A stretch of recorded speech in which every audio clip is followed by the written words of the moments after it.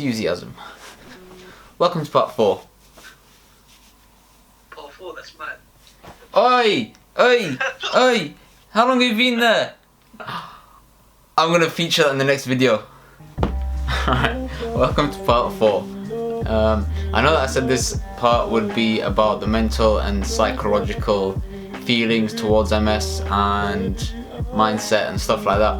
Then I realised I've not actually given much backstory to the whole diagnosis and investigations and all the things like that. It's quite an interesting story, so I thought that this part I'd dedicate to that. Next part hopefully will be the other stuff that some of you keep asking for, and eventually we will get there. I'm not leaving the house anytime soon, so I've got loads of time to make these videos. I'll begin the story. My first symptoms were in 2017, and they came in the form of weakness. So I had weakness in my right leg in particular, and generally I was just feeling a lot more tired. First time I felt the symptoms, I was walking home from university, and my right leg just for some reason felt really heavy and taking steps was difficult. But I didn't think anything of it at that point. Fast forward a few months, I go to the GP about it first time in February 2018, and he does a blood test, and as expected my vitamin D levels are low and my iron levels are low. They put me on a course for about 6 months of vitamin D and iron. They took another blood test and my blood was okay at this point, but the symptoms were still there and they were probably even worse than they were before. And eventually I asked to be referred to the neurologist.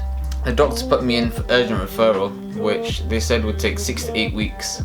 8 weeks had passed and I hadn't heard anything, so I called them up and I said, I've been waiting for more than 8 weeks now and I've not heard anything. What's going on? They checked the systems and it turned out that they'd taken me off urgent referral, but they hadn't told me, they hadn't called me to let me know or anything.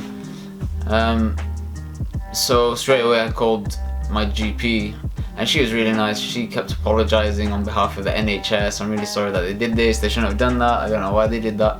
But she put me in again for another urgent referral, and so it was another few weeks still before I had an appointment with a neurologist. I had that appointment with a neurologist after a few weeks. All that happened at that appointment was they took a blood sample. Again, I had to wait a few weeks for the results of the blood sample to come back, and they said they'd get in touch with me when the results for that came back. They didn't. I had to call them, and when I called them it turned out the results had come back. They told me my blood was fine. The next step was to put me in for an MRI scan. They put me on the waiting list for an MRI scan. Again, they said it'll be 6 to 8 weeks. It was 6 to 8 weeks, but between the MRI scan and the appointment with the neurologist was another few weeks. I had that appointment, and this appointment was 8th of February 2019. And in that appointment, the consultant told me that I had something called myelitis, which means the nerves in my spine were damaged. On that day, he put through a referral for another MRI scan of my brain, and again that was another 6 to 8 weeks to wait. Luckily, or depending on how you look at it, 2 days later I had my first relapse, and so that's when I woke up. I was unable to move the right side of my body, and my mum took me straight to A&E and I was admitted to hospital. At this point they hadn't concluded it was MS yet. There was still the possibility that it might have been a bacterial infection or a viral infection, and so they put me on a drip. Luckily they did an MRI scan for me as an inpatient, which I would have otherwise had to wait a long time for. The MRI scan actually came back inconclusive. That's what the consultant on the ward said. I asked the consultant on call, did you send the MRI scan to my consultant also to have a look at? And they were like, yeah, we sent it, don't worry, yeah. And I was like, okay, that's fine. And so the MRI scan was inconclusive, and so they had to do something called the lumbar puncture, where they get like a big needle and stick it into your back and then draw out some of the spinal fluid. And then they did a few tests on that to see if it was a virus or if it was bacteria, and it tested negative for both of them. And so it reached a point where we were like, okay, it's probably MS.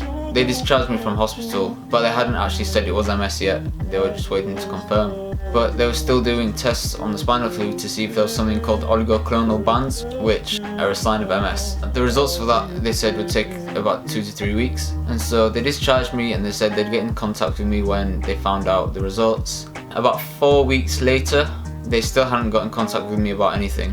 I received a phone call from the MRI team asking me to book an appointment for an MRI scan of my brain. And I was like, I think I know what's going on here. So I asked them, is this another MRI scan after the one I had a few weeks ago? And they were like, we don't know. We'll check and get back to you. But after a year of experience, I knew that they weren't going to get back to me. So I called my consultant secretary and I asked if that was the same referral that they put in on the 8th of February when I had the appointment with my consultant. It turned out it was, and it also turned out that my consultant had not been made aware of the fact that I went into hospital, of the fact that they did an MRI scan of my brain, of the fact that I had a lumbar puncture, and if I hadn't called him actually, then he would never have found out. And so I went in to speak to him, and he was like, I'm really sorry, they did not pass any of this information on to me. He had a look at the MRI scan and he was like, these MRI scans are conclusive.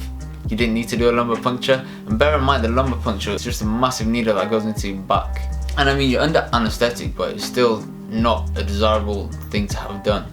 And the thing is, I've been so patient with the NHS. It took over a year to diagnose.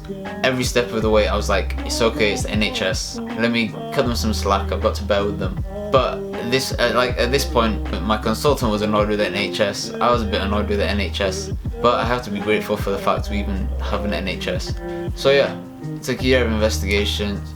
But eventually we got the diagnosis. At that point we started discussing treatments. And the medicine that I take is all paid for by the NHS. And if I'm being completely honest, the medication is actually for a month's supply £1,400. And so I've still got to be thankful. Over the past couple of years, I can only thank the NHS for everything they've done for me. And I know especially now through this whole corona thing, the NHS are doing an amazing job. So I want to dedicate part 4 to the NHS and everyone working in the NHS, and to all my friends and family who are working in the NHS.